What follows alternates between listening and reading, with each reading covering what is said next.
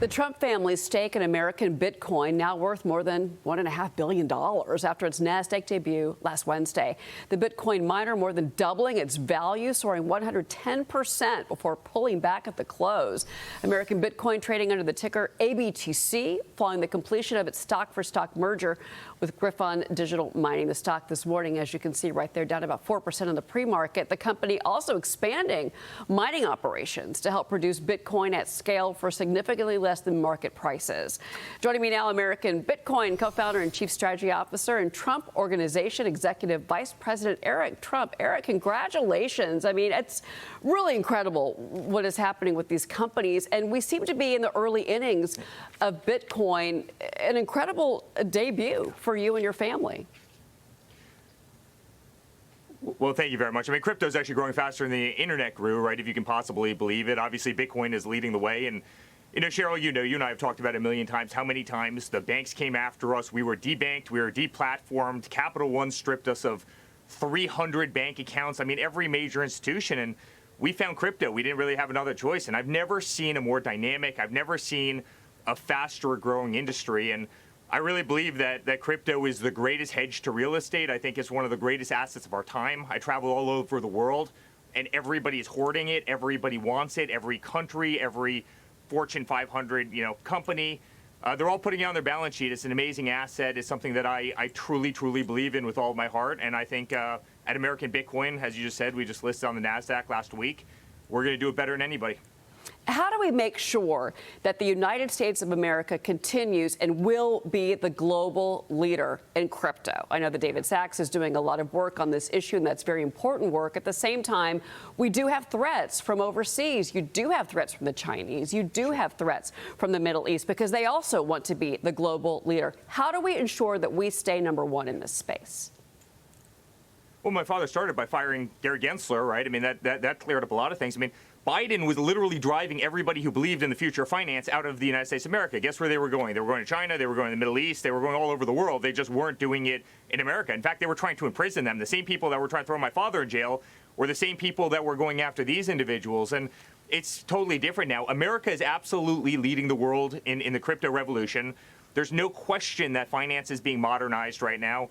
I mean, Cheryl, why is banking 9 to 5, Monday through Friday? It doesn't make any sense, right? Why can't every single week I'm waiting on Friday afternoon to try and send out a wire using the SWIFT system, and if you miss the 5 p.m. deadline, you're not getting the money, or the intended recipient isn't getting the money until, Monday or possibly Tuesday. I mean, how is that modern day banking? How in the world does it take 120 days in this country to get a mortgage, right? And that's all changing. The modern financial system is changing every single day, and crypto is rewriting the rules. Yeah, no, and certainly it is something that we've seen a lot of the major Wall Street banks come around to. They were slow to get in on this, and now they are fully supporting. I think it is because of the work that the administration is doing in the crypto space. It's crucial to make sure, and also that we have regulation in place, that we have safety nets so that it's safe for, ma and pa, to your point.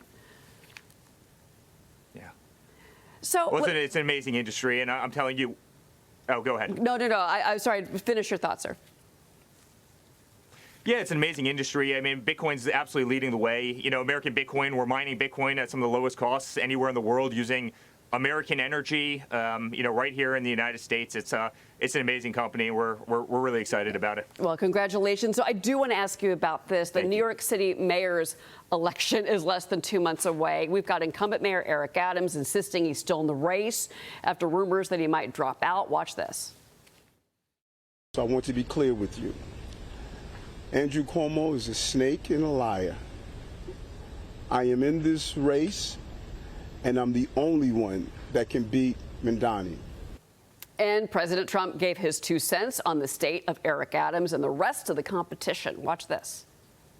He's free to do what he wants. It would seem to me, and everybody in this room, including you, that the only way you're going to beat the communists, because you have a communist running, which is fine. I'll have to deal with a communist in New York City. I never thought that was going to happen. I would say that Cuomo might have a chance of winning if it was a one-on-one. If it's not one-on-one, it's going to be a hard race. You didn't offer him an ambassador? No, I didn't do that. No, I wouldn't do that. It's nothing wrong with doing it, but I didn't do that. Vermont Senator Bernie Sanders hitting the campaign trail with Democratic Socialist candidate Zohran Mamdani for their Fighting Oligarchy tour. Eric, watch this. You have the President of the United States working to make it harder for him to get elected. So what are these people, these oligarchs, afraid of? Seems to be a nice guy, dresses very nice, beautiful smile. They're afraid of Mr. Mamdani becoming an example to what can happen all over this country. I find it hard to understand how the major Democratic leaders in New York State are not supporting the Democratic candidate. This is our guy.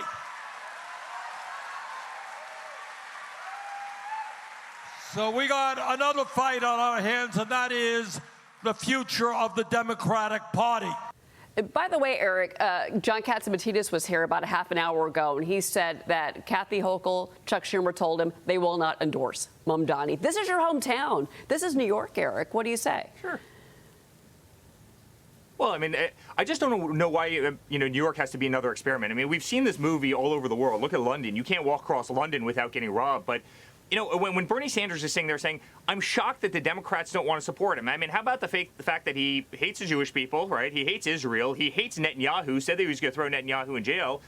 He hates the Indian population, said that he would love to see, Modi go down as being a war criminal. He wants to defund the NYPD. I mean, what could possibly go wrong there, Cheryl? I mean, he wants to nationalize grocery stores. You've got some of the greatest business leaders in the world who try and run grocery stores who fail at it because it's an incredibly tough business, yet the city of New York is going to run grocery stores and make this work? I mean, it's an absolute joke. I mean, all New York wants is just somebody to stay out of the way, let capitalism work. I mean, we have the greatest city anywhere in the world. We want safety, we want low taxes, and we want to be able to thrive. And I just don't know why New York has to be a social experiment to these people. Well, I want to talk to you about New York's commercial and residential real estate market. He's promised Mamdani to freeze rents. He wants to raise corporate taxes. I mean, from your expertise, and the first time that you and I ever spoke or met is when we were talking about real estate in this city. What would these actions, do you think, do to the real estate market of New York City? Cheryl, I'm looking on the screen at buildings that we built, buildings that we still own, and I'm a guy who left New York, right? I mean, the difference between New York and Florida, if you live in the city, is about 15%. I mean, all the wealth of New York left New York. So much of the wealth came down here. And now all of a sudden you have DeSantis every day talking about how he's going to eliminate property tax in the state of Florida because Florida has so much cash, because so much business, so much, wealth moved down to this state. And God, I beg these guys to not raise taxes, to actually go in the exact opposite way. Give people a break. I mean, nowhere in the world can compete with New York City if they just take the noose off of people's necks, but they're unwilling to do it. And what will happen if he does this, if he gets elected, if he raises taxes more, you're just going to drive more people out of the city and more people out of the city. And by the way, those are the people that pay the disproportionate amount of taxes, in New York. And so, listen, I love that city. I know that building right there that you're looking at so incredibly well. I've built buildings in that city. I manage buildings in that city. I know it better than anybody. And I pray for New York because, honestly, this is crazy. All we want, and I don't care if a Republican, Democrat, doesn't matter. We've had good mayors on both sides of that aisle. We had Giuliani. Bloomberg did a great job. Just keep the crazy out of New York City. And I go by those buildings every day. I see them every day here. By the way, before you go, Eric, you have a new book, Under Siege. Comes out October 14th. The story of vital moments from your life as part of one of America's obviously most powerful families. The pre-order is open now. Tell us about the book. Cheryl, they did everything they could to kill us, to kill my father, to take our family down. They wanted to see us behind bars. And it's an inside look into every one of those stories, the stuff that wasn't reported in the media. And exactly what they tried to do, the weaponization of government and how we can be so much better as a country. So incredibly proud. Go order right now, Amazon, everywhere else, but incredibly proud of the book. Well, congratulations. And Eric Trump, it's wonderful to see you. And thank you so much for being here this morning. Come back anytime. Thank you, Cheryl.